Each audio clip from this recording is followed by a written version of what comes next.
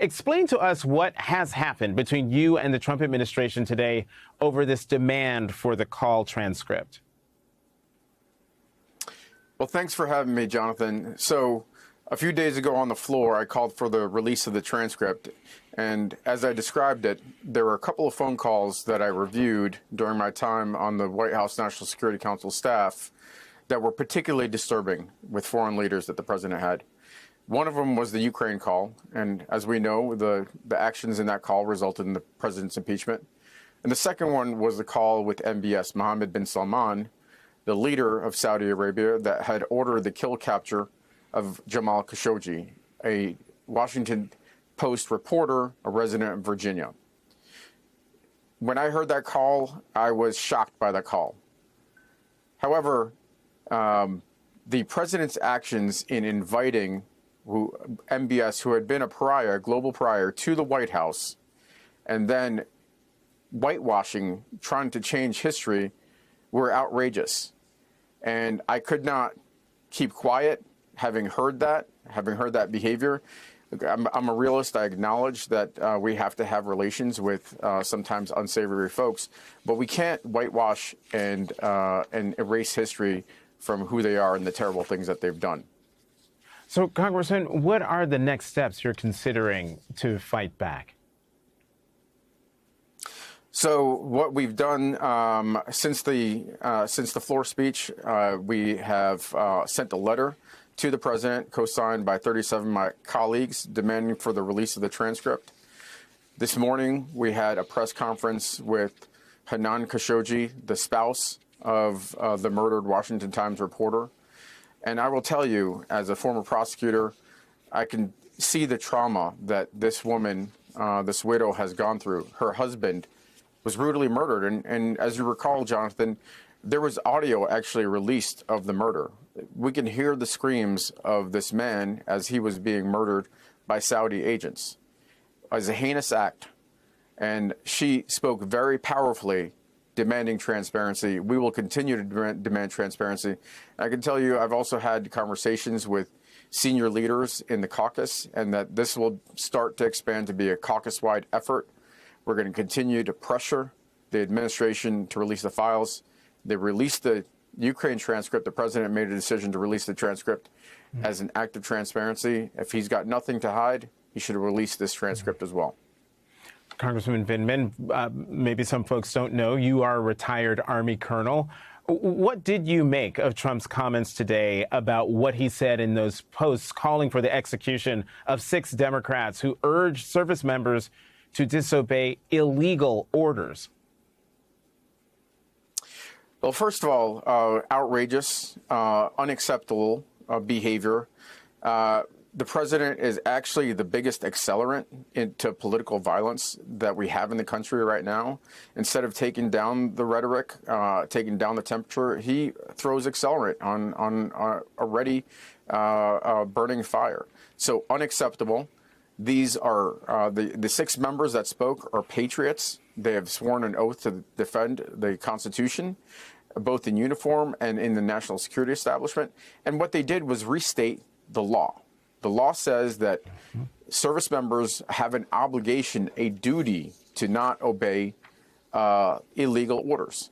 And if they are in violation of that, they can themselves be prosecuted. And I've had this conversation with uniform and civilian leaders in the Department of Defense as it relates to the strikes in the Caribbean, in the Pacific, around Venezuela, because I have serious concerns that there are violations of the law of armed conflict, of international law. And as we know from World War II, German officers, when they said they were only following orders, that was not a valid defense. And that's the last thing I want to see an American officer do in a court. Congressman, let me get you. Could you explain more about this allegation of a retribution campaign against you? What is being alleged by the Trump administration? Yeah, so the day after I made my floor speech demanding transparency from this administration, I got a letter from the Department of Defense General Counsel alleging that I had violated the emoluments clause. the long and short is that the allegations are false. They're half truths. They're innuendos, and they're just not true. It's an attempt to intimidate and silence me about work that I did in support of Ukraine. I've been very public in my campaign supporting Ukraine because I believe it's in the U.S. national security interest and it's a humanitarian concern. And I had a nonprofit that I had worked on. I had a State Department funded program that I worked on investigating war crimes. And then I worked on providing Ukrainians the technology and support they needed in order to win this conflict. In Foreign Affairs Committee. Congresswoman, your reaction to those comments from President Trump suggesting your Democratic colleagues might be in, quote, serious trouble?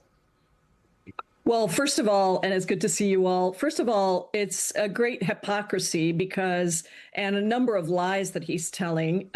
This is not seditious behavior. They are actually following the code of conduct that they are sworn to as armed forces officers.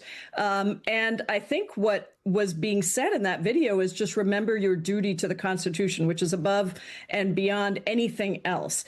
And I guess what I find incredibly hypocritical from Donald Trump is that this is a man who's never done a day of service in his life. He never served in any of the armed forces.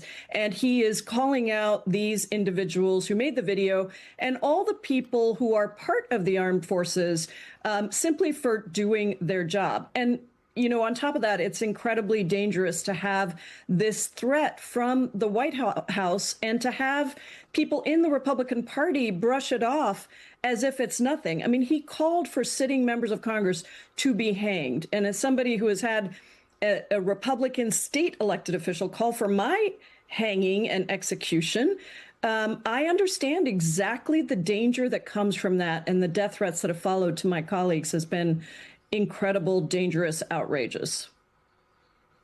What is your reaction to your colleague, Marjorie Taylor Greene, what she's expressed about what she has gone through in recent days, but also her decision to step away in early January?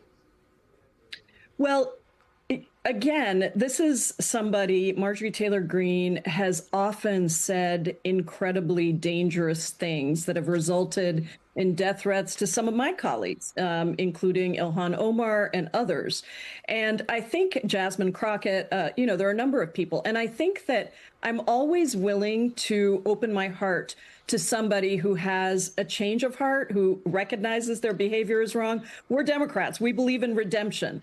But I think it's very important that she also is held to account for the things that she has said, because she has been a part of conspiracy theories. She has been a part of pardoning the January 6th insurrectionists and the violence that happened on January 6th. And so I think political violence against anyone is wrong. I am sorry that she's facing those terrible death threats and hate threats. I understand, again, what that is like. And so I think it's important to both say, I hope she has really recognized this and recognizes that the kind of language she's used in the past is exactly the kind of thing that's leading to these same death threats against her today. And maybe she's reformed. What do you think it would take, Congresswoman, to lower the temperature across the board? Given that it seems like the incentives are poor for lawmakers, among others, anybody in the media, essentially, to dehumanize their political opponents, to whip up crowds against political opponents. You get a lot of likes and a lot of followers and a lot of retweets if, in fact, you dunk on your political opponents.